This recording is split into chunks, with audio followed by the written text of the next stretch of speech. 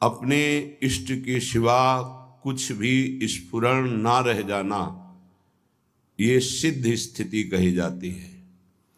और ये कृपा और अभ्यास दोनों, अर्थात कृपा और पुरुषार्थ, जो हमें आध्यात्मिक शक्ति मिली है उसके द्वारा मन को बार बार इष्ट से विमुख जो गति है उससे हटाकर अपने इष्ट में लगाना, इसे परम पुरुषार्थ अभ्यास योग कहते हैं।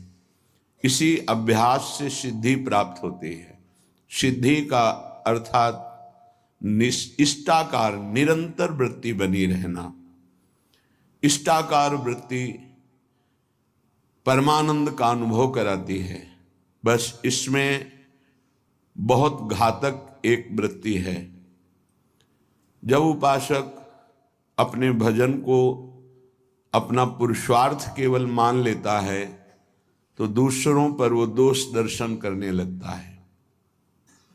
ये निज अनुभव यह कहूं खगेशा, ये निज अनुभव की बात कहता हूं कि हृदय में बहुत सूक्ष्म अहंकार रहता है, बहुत सूक्ष्म रहता है। जब वो अहंकार होता है तो दूसरों पर दोष दर्शन करता है। जे भी दोष दर्शन करता है तो इष्टाकार वृत्ति बाधित हो जाती है।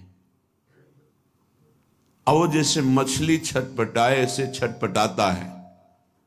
फिर जब इष्ट से प्रार्थना होती है, मुझे ढूंढने से नहीं मिल रहा, क्या अपराध है, आप कृपा करके बताओ, तो तत्काल वही सीन, वही सामने संत भगवान, वही बात, फिर लगा अरे ये तो हमारे अंदर ही नहीं था कि हम अपराध कर रहे हैं। बाद में करोड़ों बार उनके चरणों की वंदना, नहीं प्रभु हमसे भूल हो गई, कहीं न कहीं गुणाभिमान आप पर दोष देख लिया, नाथ क्षमा करो। तब पुनः बिना प्रयास के इष्टाकार वृत्ति फिर जागृत हो जाती है। बहुत सूक्ष्म विषय है। बड़े बड़े महापुरुषों की लीलाएं रुक गई। इसलिए एक बात जीवन में ध्यान रहे, जो हम लोग विनोद में भी ऐसे शब्दों का उच्चारण कर देते हैं जो हमें पता नहीं लगता, और वाणी का अपराध हृदय के भजन को रोक देता है। केवल इतनी बात, ये कोई रहनी है, ये कोई बोलने का तरीका है, ऐसे बोला जाता है, बस पता नहीं चला कि हमारे द्वारा अपराध बन गया। बड़ी सावधान वृत्ति, इष्टाकार वृत्ति में अंतर पर खोजने से नहीं मिल रही थी। वो वृत्ति कहां गई? हृदय मछली की तरह तड़पता है, कहां गई वो वृत्ति? इष्ट और गुरु की कृपा से तब समझ में आया, अरे आप सोचो, केवल विनोद भाषा में, वो भी उनके सामने नहीं ऐसी रहनी नहीं ठीक है, नहीं, किंचन मात्र कहीं अगर दोष दर्शन हुआ तो मलिन हृदय होने के कारण भले आप उसे पकड़ न पावे, वो आपके भजन को रोक देगी वृत्ति, भजन को चौपट कर देगी वृत्ति। ये तो कृपा है धाम की कि तत्काल समझ में आ जाता है त्रुटि कहां हुई, नहीं तो महीनों निकल सकते हैं, आप पकड़ ही नहीं पाएंगे कि हमसे गलती कहां हो गई। इसलिए श्रीपाद कह रहे हैं, असह बहु दुर्वचो यदि वदंति साक्षात स्त्रियों। कोई हमको दुर्वचन कहे, गाली दे, दोषारोपण करे, तो भी हमें दोषारोपण नहीं करना। ये आप तब तक नहीं समझेंगे जब तक आपका भजन निरंतर नहीं चल रहा। निरंतर चलेगा तो घबरा के चरणों में लौट जाएंगे, क्योंकि भजन से बढ़कर कुछ नहीं है। जब आपका भजन रोक दिया जाएगा तब आपको पता चलेगा कि अरे मेरे से गलती हो गई। अभी भजन चल ही नहीं रहा उस कोटि का, तो आपको लगता है क्या फर्क पड़ता है? फर्क बहुत बड़ा पड़ गया, पर आप जानते ही नहीं हैं, आप उस स्थिति में ही नहीं कि एक सेकंड के लिए, एक मिनट के लिए अगर स्थिति में परिवर्तन पड़ता है तो प्राण निकलने की स्थिति। ये क्या हो गया? ये कैसे हो गया?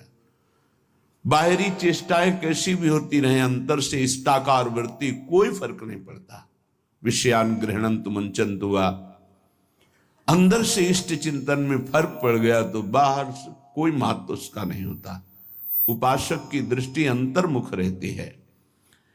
असह्य बहु दुर्वचो, यद्यपि असहनीय है, बड़ा दुर्वचन वो बोल रहा है, पर सहना होगा। अगर सहन नहीं करते हो तो उसमें भगवत भाव नहीं आएगा, निंदा की भावना आ जाएगी। सृष्टि में अजात शत्रु हुए बिना भगवत साक्षात्कार नहीं होता।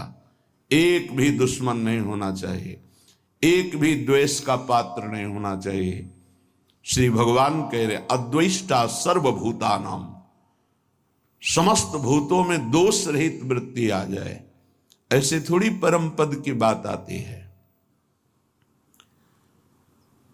बलाद अपहरन्ति चेत प्रिय सुतादिकम घृणन्ति वा, हमारी प्रिय वस्तुओं का कोई अपहरण कर ले, प्रियजनों को पीड़ा पहुंचावे, तो भी हम भगवदाश्रित हैं। प्रभु आप देखो आपका विधान, हम तो असमर्थ हैं, आपकी शरण में है, आपको जैसा। अब तो जोई जोई प्यारो करे सोई मोहि भावे, जैसा आप राजी हो हम राजी हैं, आपकी राजी ही हमारी राजी है। बड़ी महामहिम बात श्री गुरुदेव अर्जुन देव जी ने कहा, तेरा किया मीठा लगे। ये बात है, तेरा किया मीठा लगे। ऐ प्रभु, ऐ परमेश्वर, जो तू विधान कर रहा है मैं राजी हूं उसमें, तेरा किया मीठा लगे।